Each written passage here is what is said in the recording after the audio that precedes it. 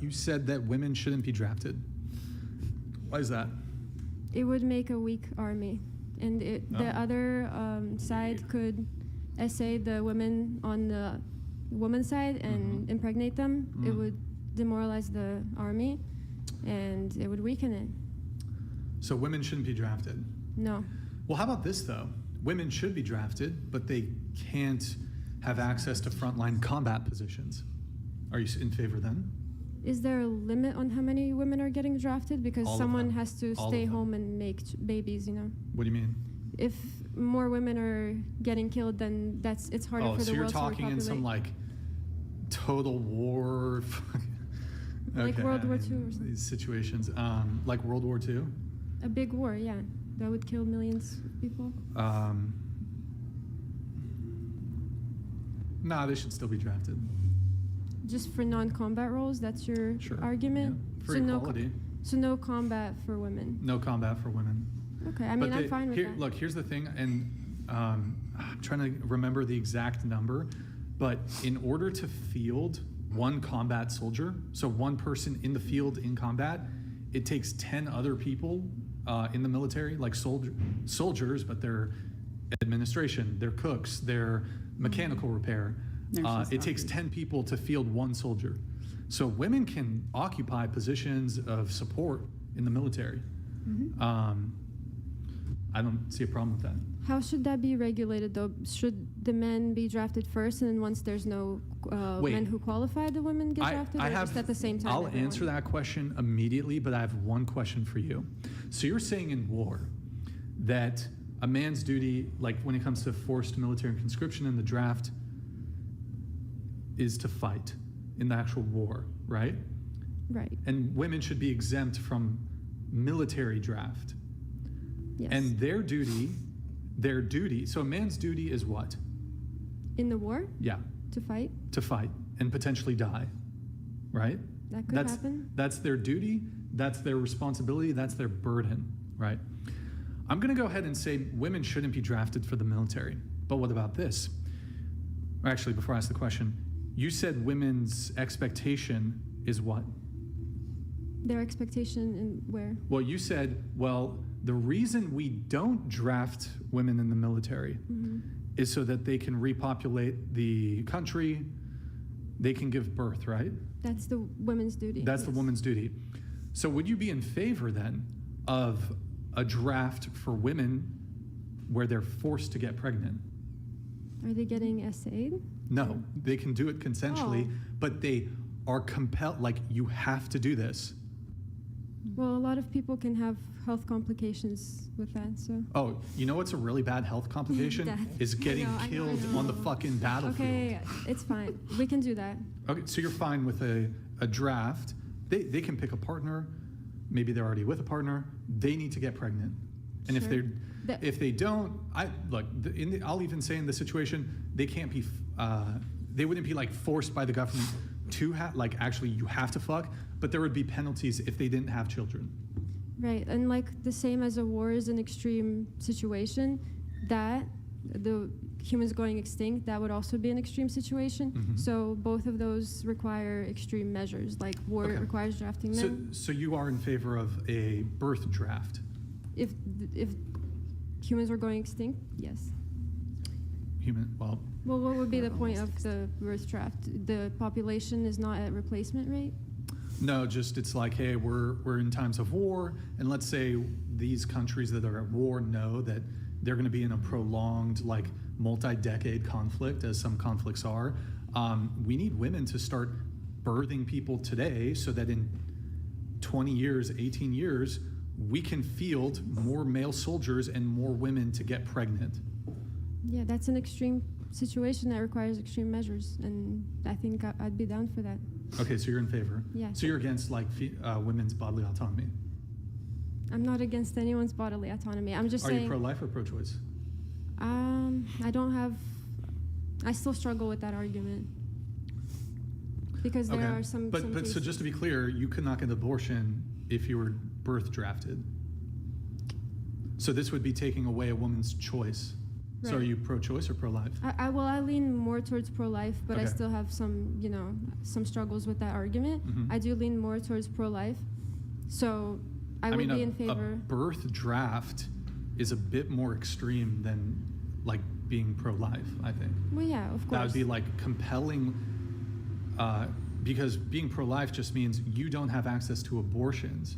Whereas in this case, you're because a woman can just choose to not get pregnant.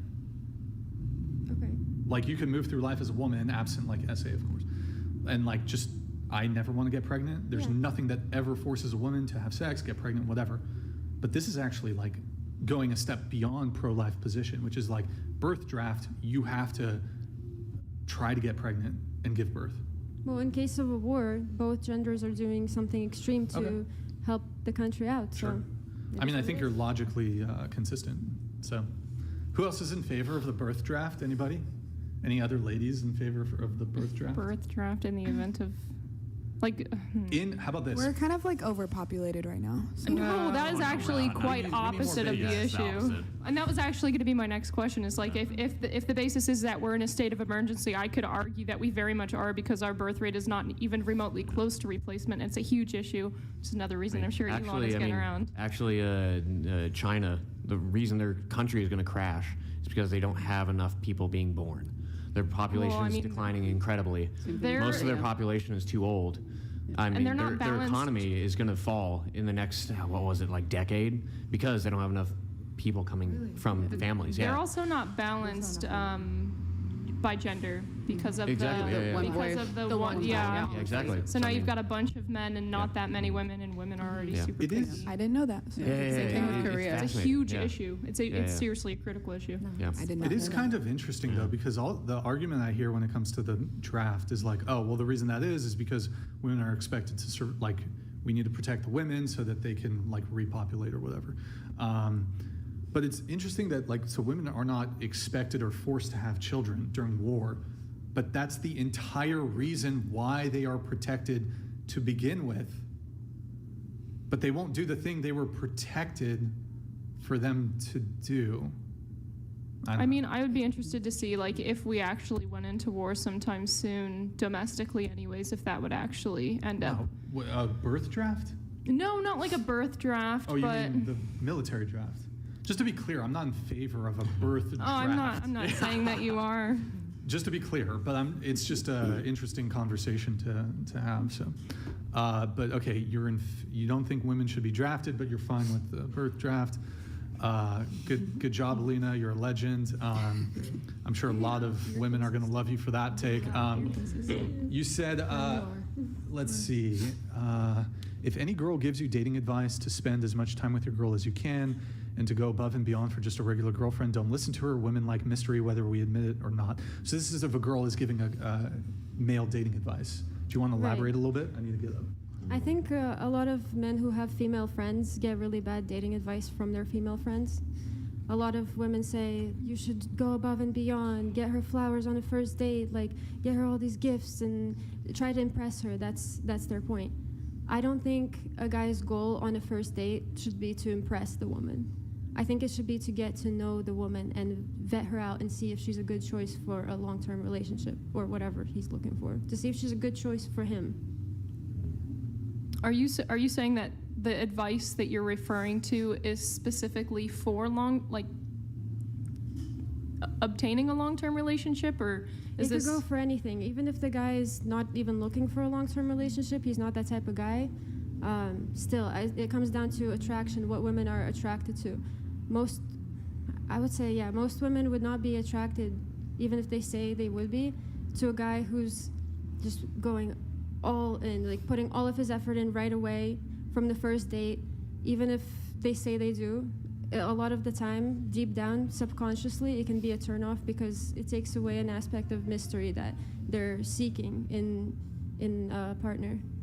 I think it's also not necessarily a piece of mystery. Yeah. It's anything it's anything too available seems a little too good to be true. So it starts putting off alarm bells because if someone's coming up and they're giving you everything right off the bat, people admire things they've had to put a little effort into. So it's that thing of not being too available, Yeah. but also don't suffocate the person like 30 texts. Why do you think ladies generally like real Gucci bags?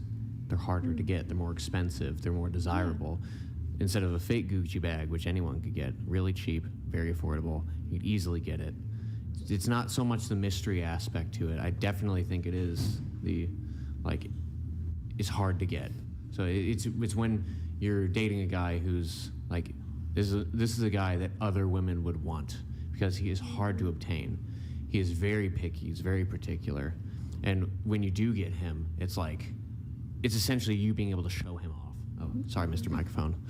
But yeah, it's essentially showing them off. Yeah, and when a guy is doing something like that right off the bat, especially on the first date for you, you know that he's doing that for every girl, so you're not even special. You know what I mean? If you meet a guy and he's kind of, laid back at first, and then once you become more serious with him, he starts to put in more effort, then you know that you're actually special because he's willing to put in that effort for you. If he does that for anybody, it's not special, And we're talking about like just in the beginning of a relationship? Yes, just in the beginning. I mean, do you expect to be treated like you're special in the beginning of a relationship? Like first date, No. you expect to be treated like... Because I'm he just doesn't know curious. me yet, so he doesn't know if I'm special for him, I could just be a regular girl, like, he doesn't know me, so why should I get special treatment? Well, then when- I guess why is the argument against, being, showered with gifts and whatever, that you don't feel special? I'm just trying to work that out. That's I'm not not the necessarily disagreeing with you. I'm just trying to work that out. No, the argument is not that she doesn't feel special. I mean, that's what you just said. Maybe I misunderstood, but did anyone else understand it that way? I'm a little bit confused because my point is she's not going to feel less special if he doesn't do that. She's going to be more attracted to him if he doesn't put in a bunch of effort right off the Yeah. bat. Well, she's more attracted to him because he could pick from a bunch of women who are definitely attracted to him. There's maybe there's no women who are definitely attracted to him. Like when I went on my first date with Alexa, there weren't like billions of women pouring themselves into my DMs, like throwing themselves at me. She was pretty much the only one. So but the thing is it's showing that I'm not gonna throw myself away because I want to be with you. No, I have some standards. So generally women want to see a man with standards, someone who's going to hold strong in what they believe, what they their being ability to provide, protect, and stand for their morals, having those lines. So when it comes the first few dates, a woman wants to see a man who is holding themselves back initially, really seeing, is this someone who I want to be with? And eventually, once you make that decision, once that decision has come to, I'm going to open myself up to her. But, yeah. Really quick, we're going to get into a couple things here. Really quick, just shout out for Cash App Kyla.